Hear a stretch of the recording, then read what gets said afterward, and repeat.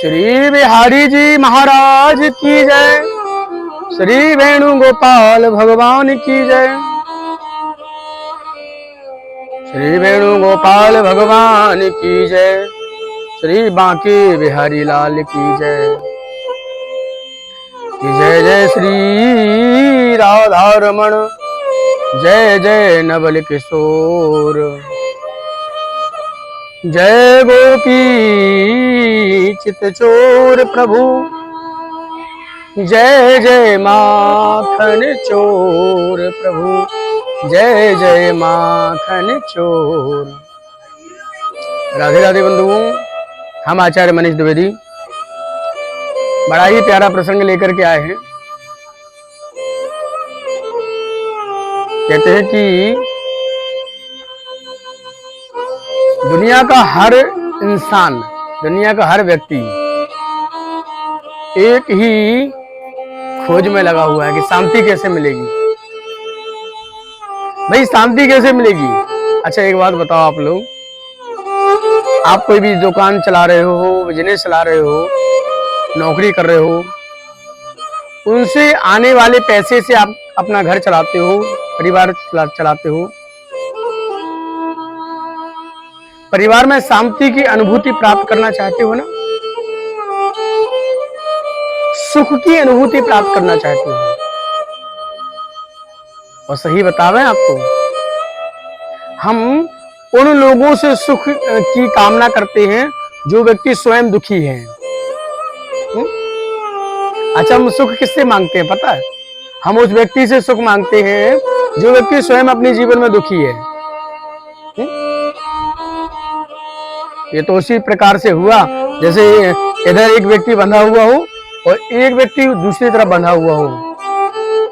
इधर बंधा हुआ व्यक्ति दूसरी तरफ बंधे हुए व्यक्ति से कहे भैया मैं तुम्हें खोल दूंगा। अच्छा एक बात बताओ, क्या एक बंधा हुआ व्यक्ति दूसरे बंधे हुए व्यक्ति को खोल सकता है? नहीं खोल सकता है ना।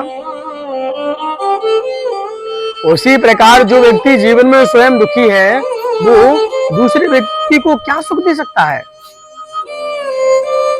भैया इस संसार में कहीं भी सुख नहीं है। सुख आत्मा की अनुभूति को कहते हैं, सुख आत्मा के बोध को ही सुख कहते हैं। भैया दुनिया में सुख है ही नहीं, सुख तो हमारे अंदर है। एक बड़ी प्यारी बात याद आ गई, सुनाई दे रहा हूं। एक बार क्या हुआ, एक राज्य में राजा को बड़ी आत्मग्लानि हुई। अरे मैंने राज्य करते करते पूरी उम्र मेरी निकल गई। जिस सुख के लिए मैं इतना प्रयत्नरत रहता हूं वो सुख मुझे आज तक नहीं मिल पाया। मेरे मन को सुख नहीं मिल पाया। सुख मिलेगा कैसे? तो राजा ने क्या किया? राजा ने बड़ा सुंदर काम किया। राजा ने क्या किया? राज को तो दे दिया अपने बेटे को, सब कुछ अपने बेटे को दे दिया। अब राजा सुख की खोज में, राजा सुख की खोज में राज्य छोड़ करके निकल पड़ा। राजा ने साथ में कुछ नहीं लिया, धन की एक बड़ी सी पोटली ली और अपने साथ में लेकर के राजा चल रहा है। राजा एक ही काम कर रहा है, हर व्यक्ति से एक ही प्रश्न कर रहा है, भैया भैया ये इतनी बड़ी जो धन की पोटली है ना उसे आप ले लो, बदले में कहते बदले में मुझे सुख दे दो।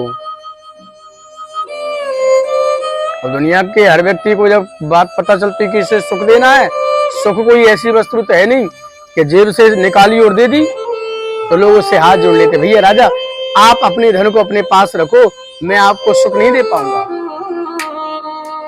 राजा दर बदर भटक रहा है, दुनिया की हर जगह में जा रहा है सुख की कामना से, लेकिन राजा को सुख कोई व्यक्ति नहीं दे पा रहा है। कई दिन भटकने के बाद राजा की मुलाकात एक गांव में महात्मा से हो गई।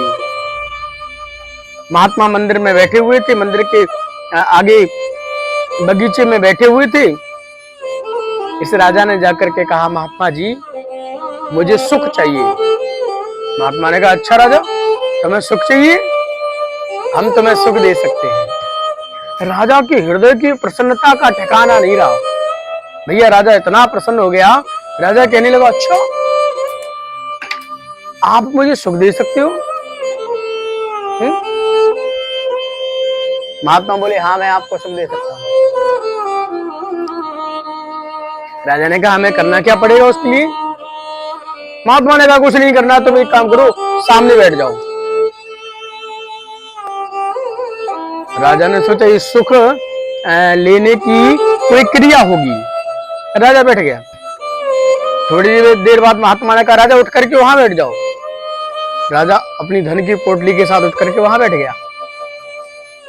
थोड़ी देर बाद महात्मा बोले, राजा राजा वहां बैठ जाओ।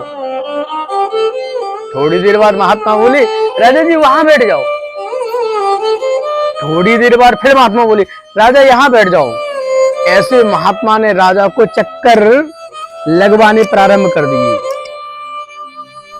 राजा ने न जाने कितने चक्कर अपनी धन की पोटली को लेकर के लगा रहा था, पर राजा इसी आस से चक्कर लगा रहा था कि महात्मा मुझे सुख देगा, शायद इस सुख प्राप्त करने की कोई क्रिया होगी। राजा को लगा बहुत सारे चक्कर हमने काट लिए, जब हमें चक्कर ही काटने हैं, ये धन की पोटली लेकर के क्यों काट रहे हैं? राजा ने क्या किया, धन की पोटली को एक जगह रखा और राजा ने चक्कर काटने प्रारंभ कर दिए। कभी महात्मा कहते यहाँ बैठ जाओ, कभी महात्मा कहते यहाँ बैठ जाओ, कभी महात्मा कहते वहां बैठ जाओ। बंधु, जैसे ही राजा के और धन के बीच में बहुत सारा फैसला हो गया, धन की पोटली उधर और राजा इधर, महात्मा दौड़ करके गए और धन की पोटली को उठाया। धन की पोटली को उठा करके महात्मा ने भागना प्रारंभ कर दिया। और जैसे ही महात्मा ने भागना प्रारंभ किया, राजा महात्मा के पीछे पीछे। अब महात्मा तो हल्के दुबले पतले थे, दौड़ करके एक बड़े से पहाड़ पर चढ़ गए। और राजा स्थूल शरीर का था, मोटे ताजे शरीर का था। राजा पहाड़ पर नहीं चढ़ पाया जल्दी। और महात्मा जी धन की पोटली को लेकर के चले गए। राजा गांव में आया, हर व्यक्ति से कहा, भैया भैया यहाँ एक महात्मा रहते थे, उन्होंने हमारे साथ धोखा किया, उन्होंने हमारे धन को ले लिया और धन को लेकर के वो भाग गए। सभी गांव वालों ने कहा, देखो राजा, तुम जिन महात्मा की बात कर रहे हो ना, वो बहुत ही सिद्ध और सरल महात्मा है। उन्होंने कभी किसी के साथ ऐसा नहीं किया, तो हम तो नहीं मान सकते कि वो आपके साथ धोखा करेंगे ना। वो महात्मा जी भागे नहीं है, महात्मा जी ऊपर आश्रम है पहाड़ पर, महात्मा जी वहीं पहाड़ पर रहते हैं। अच्छा, राजा सभी गांव वालों के साथ में जैसे पहाड़ पर गया तो क्या देखता है कि महात्मा जी माला झोली में हाथ डाल करके भजन कर रहे हैं। तो धन की पोटली दूर रखी हुई है। राजा दौड़ करके गया और धन की पोटली को उठाया, अपने सीने से लगाया। महात्मा जी ने मुस्कुरा करके कहा, राजा सुख मिला? तो राजा बोला कि धन दोबारा, ये मुझे मेरा धन मिल गया, मुझे बड़ा सुख मिला। महात्मा बोले, राजा कुछ समझे? राजा बोले, नहीं नहीं नहीं, कुछ समझ में नहीं आया। महात्मा बोले कि तुम्हारा ही धन जब तुमसे दूर हो गया और तुम्हें दोबारा मिला तो तुम्हें सुख की अनुभूति हुई। अरे वो चीज तुम्हारी ही थी, पर तुम्हें ही दोबारा से प्राप्त हुई तो तुम्हें सुख मिला। मतलब धन तो पहले भी तुम्हारे पास था। मतलब भैया सुख तो तुम्हारे हृदय के अंदर है, सुख बाहर की वस्तु नहीं है। ऐसे समझ लें। कभी कभी हम लोग प्रायः भैया बंधु अपने कुर्ते की जेब में या अपने पैंट की जेब में या अपनी शर्ट की जेब में 500 के 5 नोट रख करके भूल जा मैं, और वो कुर्ता पैंट शर्ट जो भी है उसको महीनों उपयोग में ना ले में। श्रीमती जी चले तो उसको लेकर के तकिए में भर देवे। कई दिनों बाद जब मन किया उस तकिए को हटाने का, तकिया खोला, उसमें से वो कुर्ता भी, वो शर्ट या पैंट भी निकला। एक बार उसको जेबों में हाथ डाले तो 500 के नोट निकल करके आ गए। सही बताना कितनी सुख की अनुभूति होती। अरे अरे अरे अरे ये पैसे मिल गए, पैसे मिल गए। पैसे तो तुम्हारे ही थे, लेकिन कई दिनों बाद भूलने के बाद वो तुम्हें दोबारा प्राप्त हुए तो सुख मिला या नहीं मिला? मिला ना बंधु। जिस सुख के लिए हम दुनिया में भटक रहे हैं वो सुख कहीं और नहीं है।